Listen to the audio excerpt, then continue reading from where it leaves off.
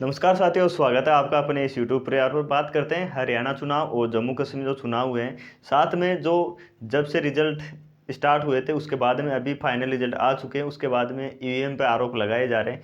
जैसा कि अपन पिछले कई साल से देख रहे हैं कि जब भी रिजल्ट आते हैं तो कईयों में जब ज़्यादातर ईवीएम पे सवाल उठाए जाते हैं। क्यों ऐसा हो रहा है?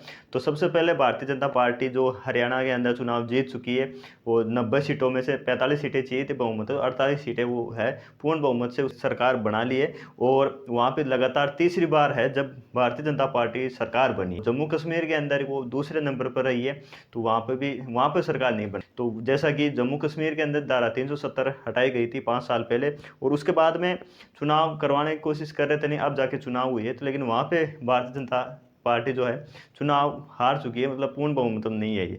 अब जो है हरियाणा के अंदर दूसरे नंबर पर है वो है कांग्रेस। और जैसा कि माहौल था उस हिसाब से न्यूज़ आ रही थी, उस हिसाब से ये लग रहा था कि कांग्रेस पूर्ण बहुमत से आएगी, लेकिन पूर्ण बहुमत से नहीं आई।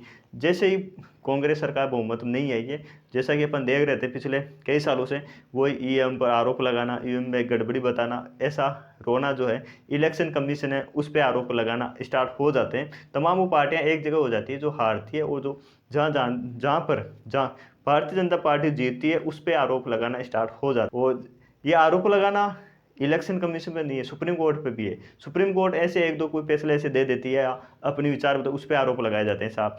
अगर मैं बात करूँ ईवीएम पे आरोप लगाने का, तो अभी लोकसभा चुनाव के अंदर जिस प्रकार से भारतीय जनता पार्टी को लगभग मोदी सरकार है उसको 350 सीटें बताई जा रही थी साहब, इतनी उतनी नहीं आई। और जो गठबंधन था उसकी सीटें ज़्यादा आई थी, तो वो चुप थे। क्यों थे? क्योंकि साहब उनकी सरकार बना नहीं पाए, लेकिन उम्मीद से ज़्यादा सीटें आई और उसमें उन्होंने आरोप नहीं लगाया। दिल्ली की बात करें तो केजरीवाल भी खूब ज़्यादा आरोप लगाते हैं साहब। ये है तो दिल्ली के अंदर लगातार 2 बार, एक बार तो 70 में से 67, लगभग आप कह सकते हो 95% आसपास आप पार्टी सरकार बना लेती है, तब ईवीएम ठीक रहती है। फिर सेकेंड टाइम 63 सीटें आती है 100 में से, तब ईवीएम ठीक रहती है। लोकसभा चुनाव के अंदर 7 की 7 सीटें हैं लोकसभा की दिल्ली के अंदर, वो भारतीय जनता पार्टी जीत जाती है। तब केजरीवाल जी बोलते हैं या विपक्ष सभी बोलते हैं साहब ईवीएम के अंदर गड़बड़ी हो। ईवीएम में कितनी गड़बड़ी हो रही है वो बात अलग है, लेकिन जो भी पार्टी हारती है वो अपना खुद का विश्लेषण नहीं करती है कि अपन जो वादे कर रहे हैं सरकार से या जनता से वो कितने साबित सही कर सकते हैं। अपन कांग्रेस के घोषणा पत्र देख लो या बीजेपी का ले लो, किसी भी पार्टी ले लो, घोषणा पत्र इतना ज़्यादा हाई होता है, उसको इम्प्लीमेंट नहीं कर पाते। आज की जनता जागरूक है। आप आरोप लगा रहे हो वो चीज़ अलग है, लेकिन आप ये नहीं स्वीकार कर रहे हैं कि हमारे अंदर भी तरीका था। हम जो अंदर जो है बात तो ये करते हैं कि नहीं साहब हम युवाओं को ज़्यादा देंगे। अभी 2022-23 के अंदर उदयपुर के अंदर मीटिंग थी, उसमें बोला कि हम 50% युवाओं को भागीदारी दें, लेकिन ऐसा कुछ भी नहीं था। वादे ये जो हैं इनको सबको खुद ही है, खुद के अंदर ही इनके अंदर खींचातानी चलती रहती है। चुनाव के समय एक जो है टिकट होती है उसके अंदर बहुत बड़ा घपला चलता है, या और भी कुछ कार्य होते हैं उनमें भी होता रहता है। ये कभी भी ये नहीं बोलते हैं कि हमारी कमी है या हम जो हैं ये नहीं कर पाए। हकीकत ये है कि ये वो कहावत है ना कि हमें तो अपनों ने लूटा गैरों में कहाँ दम था। तो ये हकीकत भी है, जो कमी होती है, माल कहाँ छुपा होता है घर के अंदर, वो अपनों को ही पता होता है, किसी बाहरी को नहीं पता होता है। बाहरी कब तक चुप रहता है? जब तक उसका भेद नहीं पता होता। भेद कौन बताए? अपने ही बताते हैं। तो ये जो हराने का ज़्यादातर होता है, आस-पास जाके आप हार जाते हो। जैसे कि अभी मान लो 2-3 सीटों से या 5-7 सीटों से हार जाते हो, तो वो अपनी उनकी खुद ही कमी होती है। अब मान लो कोई 1000-1500 वोट से हार रहा है, तो वो उसमें खुद ही कमी होती है, ना कि ईवीएम की गड़बड़ी होती है।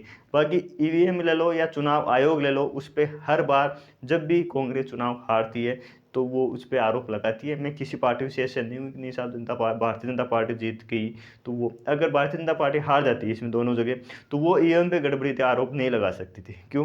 क्योंकि उसको पता है कि ठीक है यार हार गए अपन, ये है। और हारना भी इतना नहीं है कि साहब कि जीतना, इतनी ज़्यादा बड़ा अंतर नहीं है। 45 सीटें चाहिए थी और 48 सीट जीते, 3 ही सीटों से ज़्यादा जीत पाई। अगर गड़बड़ी करते तो वो लोकसभा चुनाव में कर सकते थे। 45 या 3 सीटों पर क्यों की? तो वो जो था ये कभी कभार क्या होता है मीडिया के अंदर बहुत ज़्यादा हाईलाइट रहते हैं, वो जो अंदर ही अंदर जो चीज़ें चलती रहती है, प्रचार करना, लोगों को एकत्रित करना, वो चीज़ें ज़्यादा हावी रहती है। कभी कभार ये भी होता है त्रिकोणीय समीकरण हो जाता है साहब। तो हरियाणा जाट वोट बैंक ज़्यादा है और किसान आंदोलनकार उनका कुछ इफेक्ट ज़्यादा नहीं पड़ा क्योंकि वो साबित नहीं कर पाए। तो ये चीज़ें थी। ठीक है साथियों, आपको क्या लगता है कि वास्तव में ईवीएम पे गड़बड़ी होती है या नहीं होती है? आप क्या सोचते हो ऐसा? ऐसा नहीं कि आप किसी पार्टी विशेष से बिलोंग करते हो कि नहीं साहब, ऊपर वाले बोल रहे हैं तो हम भी बोल, आप खुद ये चीज़ें देखना फिर कमेंट करना। मिलते हैं नेक्स्ट वीडियो में। आज और भी के लिए इतना ही। Thank you so much. जय हिंद, जय भारत।